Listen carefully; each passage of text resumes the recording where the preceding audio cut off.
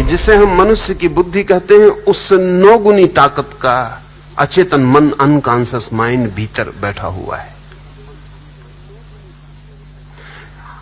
आपको मैंने समझाया कि क्रोध बुरा है, आपकी समझ में आ गया। लेकिन जिस बुद्धि की समझ में आया उसने कभी क्रोध किया ही नहीं। उस बुद्धि के पीछे जो 9 हिस्से परत हैं अचेतन की, अनकॉन्शियस की, क्रोध वहां से आता है।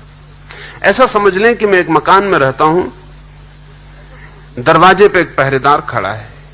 उस बेचारे ने कभी क्रोध किया नहीं, और जब भी दरवाजे पे कोई उपद्रव होता तो घर के भीतर जो मालिक रहता है वो बंदूक लेकर दरवाजे पे आके उपद्रव करता है।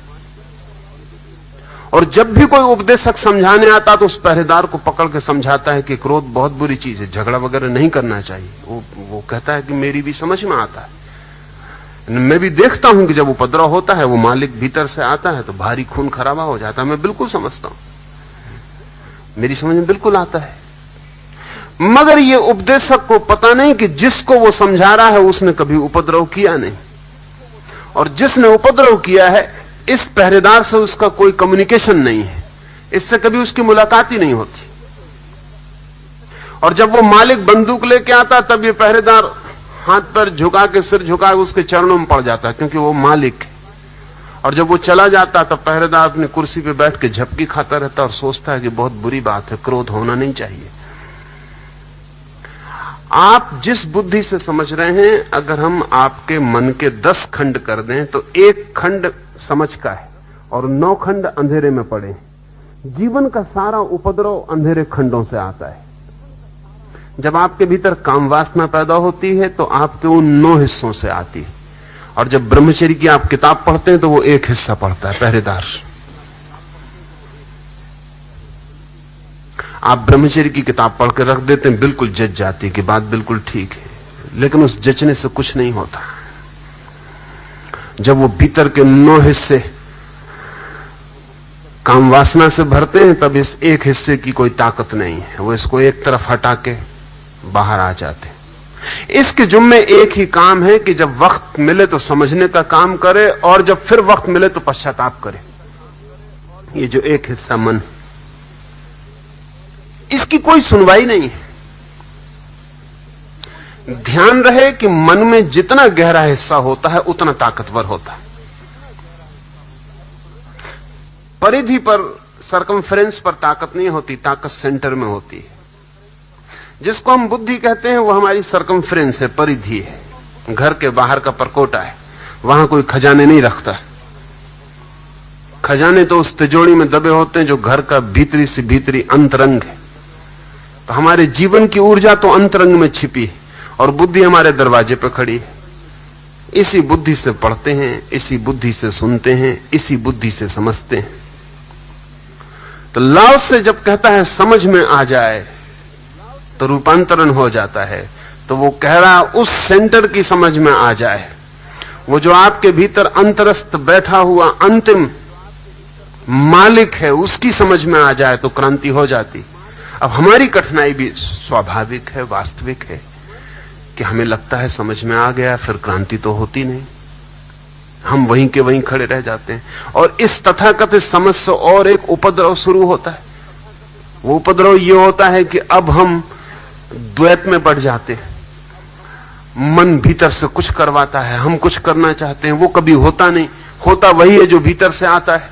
और फिर आखिर में पश्चाताप और दीनता और हीनता मन को पकड़ती, और अपनी ही आंखों में आदमी गिरता चला जाता है। उसे लगता है कि मैं कुछ भी नहीं, किसी कीमत का नहीं। तो ये जो समझ है हमारी, अल्लाह से इसके संबंध में नहीं कह रहा है, ये इंटेलेक्चुअल जो अंडरस्टैंडिंग है, ये धोखा है समझ का। ये ऐसा ही है जैसे कोई कहे कि अगर वृक्ष को जल मिल जाए तो उसमें फूल आ जाते, हम जाके वृक्ष के पत्तों पर जल छिड़काएं, फिर फूल ना आए। तो हम कहें कि हमने तो जल छिड़का, फूल नहीं आए, जाहिर है कि जिसने कहा था गलत था, और या फिर हमने जो जल छिड़का वो जल न था। स्वभावतः हमारे सामने सवाल उठेगा, फूल तो नहीं आए।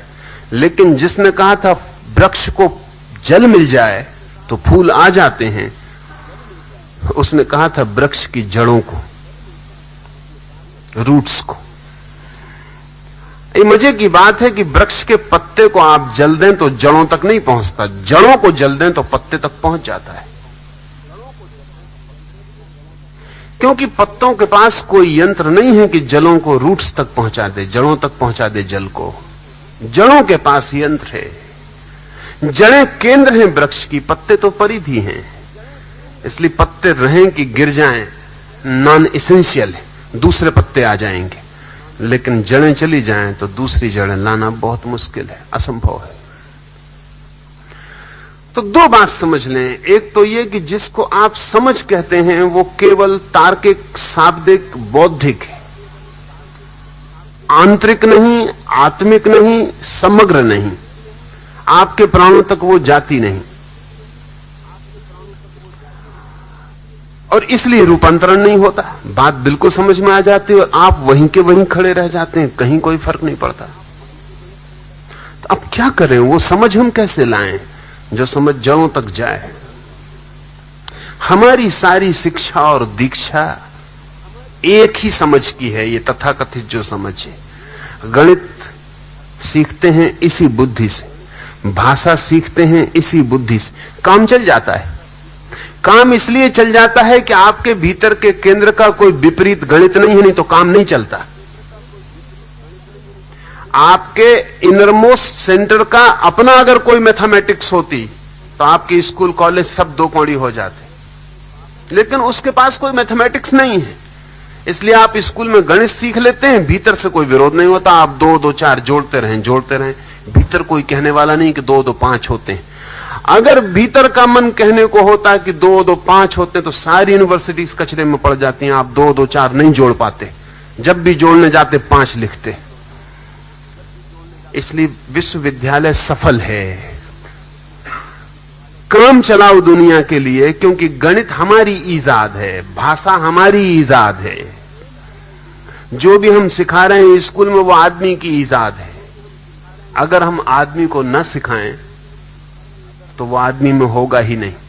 अगर हम एक बच्चे को भाषा न सिखाएं तो वो बच्चा अपने आप भाषा नहीं बोल पाएगा। लेकिन एक बच्चे को क्रोध सिखाने की जरूरत नहीं है, वो अपने आप क्रोध सीख लेगा।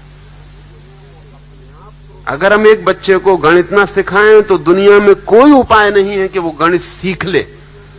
लेकिन सेक्स या काम वासना सिखाने के लिए किसी विद्यापीठ की जरूरत नहीं पड़ेगी। उसे जंगल में डाल दो, खड्ड में, वहां भी वो सीख लेगा। सीख लेने का सवाल नहीं, वो भीतर से आएगा। इसका मतलब यह हुआ कि जीवन में जो चीज भी भीतर से आती है उसी के मामले में अड़चन में पड़ते हैं आप। जो भीतर से नहीं आती, बाहर की, उसमें अड़चन में नहीं पड़ते। आप कोई भी भाषा सीख लेते हैं, वो ऊपर का काम है, भीतर का मन उसके विरोध में नहीं है, चल जाता है। तो स्कूल, कॉलेज, विश्वविद्यालय आपको जो शिक्षा देते हैं मन का ऊपरी हिस्सा ट्रेन कर देते हैं। वो कठिनाई तब शुरू होती है जब आप जिंदगी को भीतर से बदलना चाहते हैं, तभी इसी ऊपरी हिस्से का उपयोग करते हैं। बस वहीं अड़चन हो जाती है। सोचते हैं क्रोध न करूं, ये आप उसी हिस्से से सीखते हैं जिससे गणित सीखा था। ये क्रोध का मामला बहुत दूसरा है, गणित का मामला बहुत दूसरा है। गणित आदमी की ईजाद है, क्रोध अगर किसी की ईजाद है तो वो प्रकृति की, आदमी की नहीं।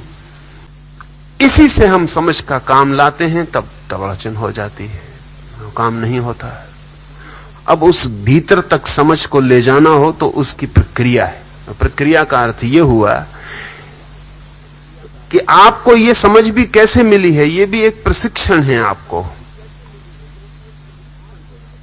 यह आपको एक 20-25 साल के प्रशिक्षण के द्वारा यह संभव हुआ है कि 2 और 2 4 होते हैं। मुल्ला नसरुद्दीन एक दिन अचानक अपने रास्तों पर देखा गया कि बहुत शानदार कपड़े पहने हुए, हाथ में हीरे की अंगूठी लगाई हुई। लोग चकित हुए, लोगों ने घेर लिया कि मुल्ला क्या हुआ। उसने कहा कि लॉटरी हाथ लग गई। पर कैसे लगी? मुल्ला ने कहा कि 3 रात तक लगातार सपना देखा जिसमें मुझे 7 का आंकड़ा दिखाई पड़ता था। 3 रात। तो मैंने सोचा 7 या 28, मैंने नंबर लगा दिया। पर लोगों ने कहा, अरे मुल्ला क्या कह रहा है, 7 या 28, 7 या 21 होते। मुल्ला ने कहा होते होंगे, लेकिन लॉटरी 28 पे मिली।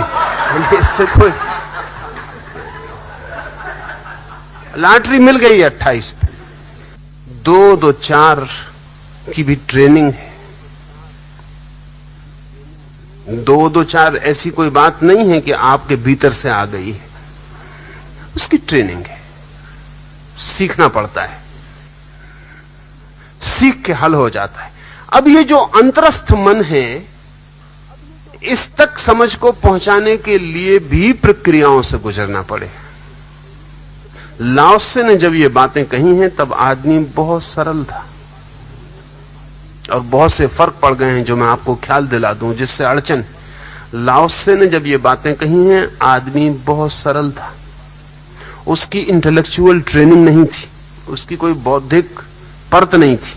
लाओत्से बोल रहा था गांव के ग्रामीण जनों से, वे सीधे साधे लोग थे, उनके पास कोई बौद्धिक खजाना नहीं था, प्रकृति के सीधे करीब थे, निर्दोष थे। लाओत्से उनसे बोल रहा था। लाओत्से अगर आपसे बोले तो सबसे पहला सवाल यही होगा जो विजय ने पूछा, यही सवाल होगा। क्यों? कि समझ में तो हमारे आपकी बात आ गई। लाओत्से जिनसे बोल रहा था वो ये सवाल कभी नहीं उठाए।